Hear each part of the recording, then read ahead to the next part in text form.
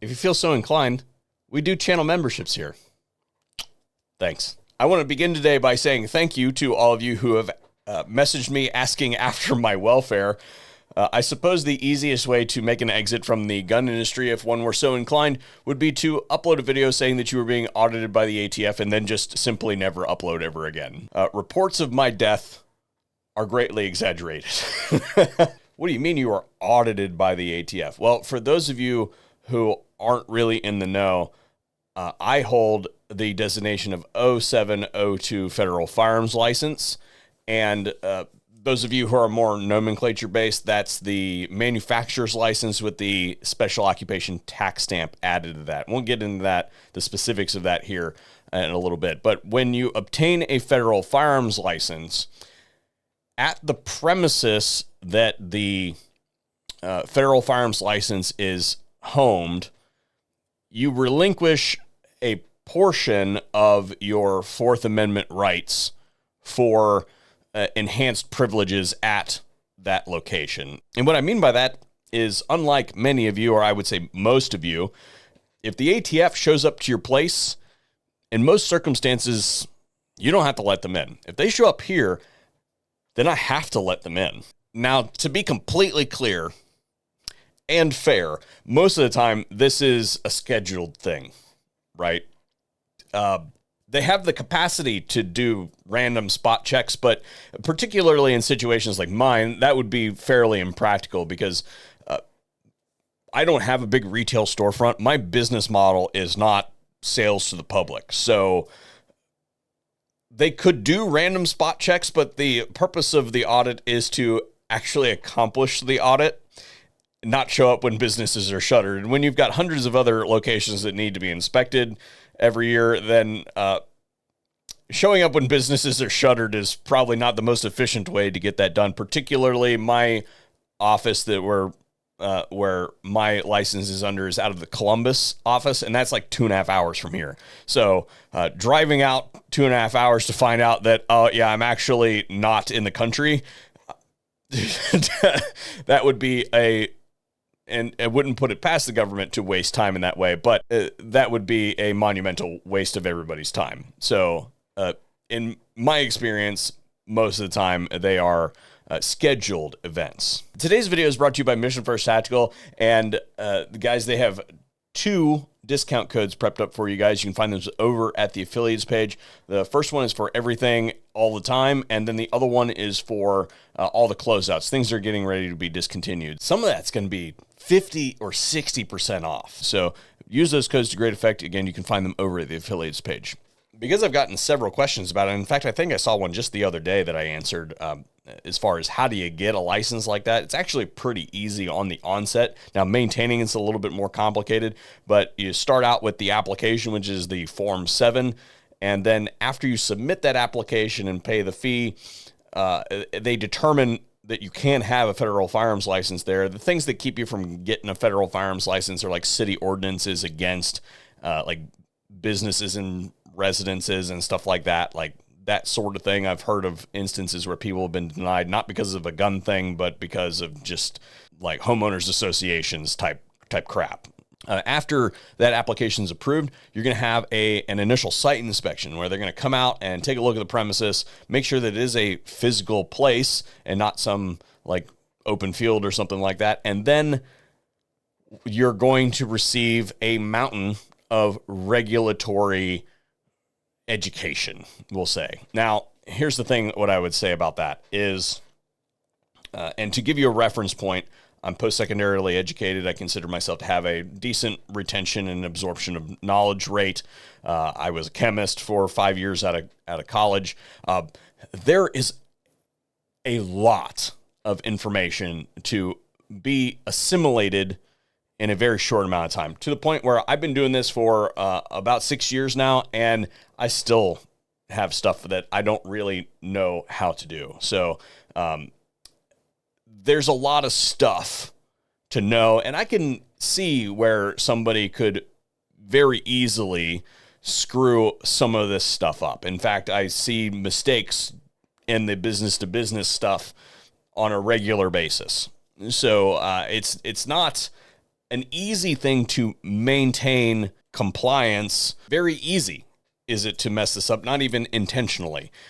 On top of that, when you bolt on the NFA stuff, so dealers and manufacturers in the NFA space, so the special occupation tax stamp, after you've acquired the federal firearms license, there's a one-time tax stamp that you pay, which is $1,000 a year, or if you're under a certain threshold, then it's $500 a year to be able to work with the NFA stuff. And then that from there grants you access to all the logins for like e-forms and all that sort of stuff that you have to go set up. That said, my inspection was flawless. I have done a lot of paperwork in my life, and I can, again, see why it's relatively easy. And again, it's not like I'm sitting there saying, oh, well, you know, I'm really good at paperwork. No, I'm not sure that I'm really good at paperwork. I've just done a lot of it. So the messing that up, I think, is the thing that a lot of people screw up on a regular basis. So my records are fairly anal.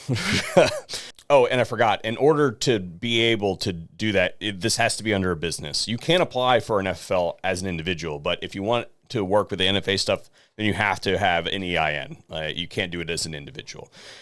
Okay, Kurt, well, are you just running your mouth, or do you have something informative to actually tell us? Yes, I actually do have a purpose for making today's video, besides just telling you all that I didn't die. First, I wanted to say that there is still enforcement of the 18 to 20-year-old extended waiting period thing. So I was under the impression that this had been challenged and an injunction had been issued. But, and in fact, I'm pretty sure that I covered it, but it seems as though that was only a localized situation, and that has not made it through to the enforcement side of stuff. So yeah, the additional delay for 18 and 20-year-olds is still in effect. And again, that's not every 18 and 20-year-old, but if they want to delay someone, then it can be an additional 10 days on top of the statutory 3-day waiting period for everybody. So, and those are business days. So again, that if a 20-year-old buys something and they get delayed, then it can be up to almost a month before they can actually proceed with the sale. Now, remember that your 4473 application is only good for 30 days. So if they put you right up close to that, then it can be missed. And the reason I say that is twofold, not only for the consumer, but also for the federal firearms licensees. That can be an infraction on your license if you screw that up. So just putting that out there that you have to redo the whole thing if you are over that 30-day limit. So still 21 for handguns, even though that has been challenged. And then the other thing that I really wanted to bring to everybody's attention is that particularly for the gun control wackos out there that think that every firearm should be registered, the way the NFA stuff works, there is currently a working example of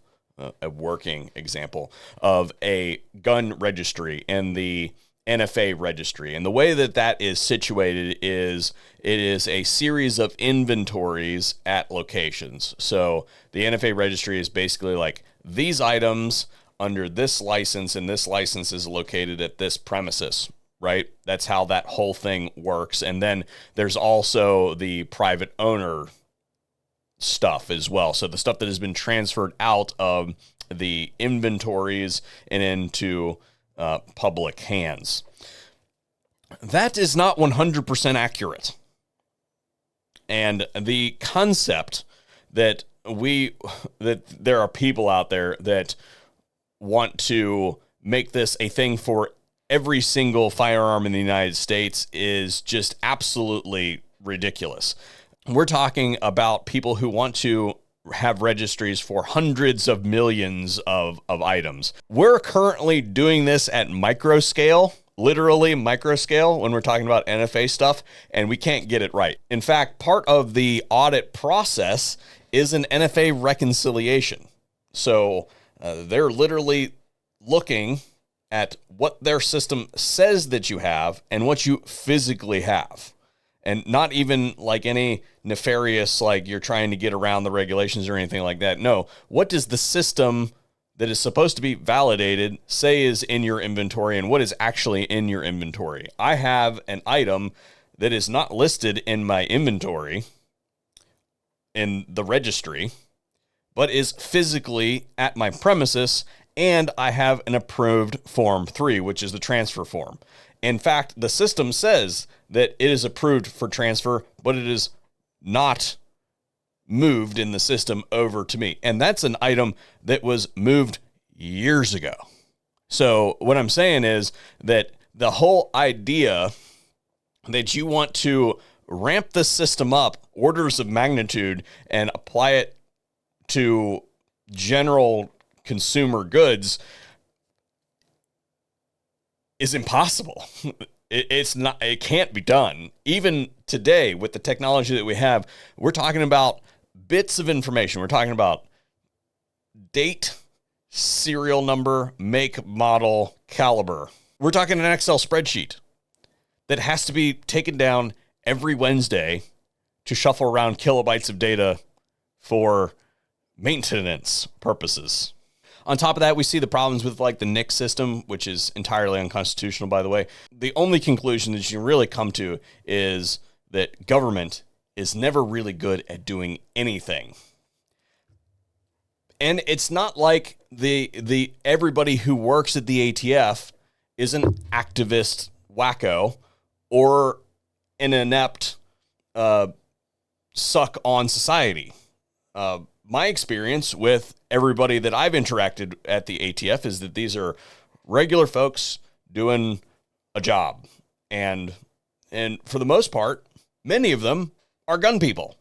I mean, we've all heard the saying, one rotten apple ruins the bushel, right? I would say that if everybody who worked at the ATF was as professional and squared away as the people that I've interacted with in my tenure, then we would have none of the problems that we have today. The agency would have a much better reputation. And really all they have to do is jettison the weight of the inept and the political activists. But hey, that's a fantasy world. Anyway, audit passed, and we'll see you in another video here at the VSO Gun Channel.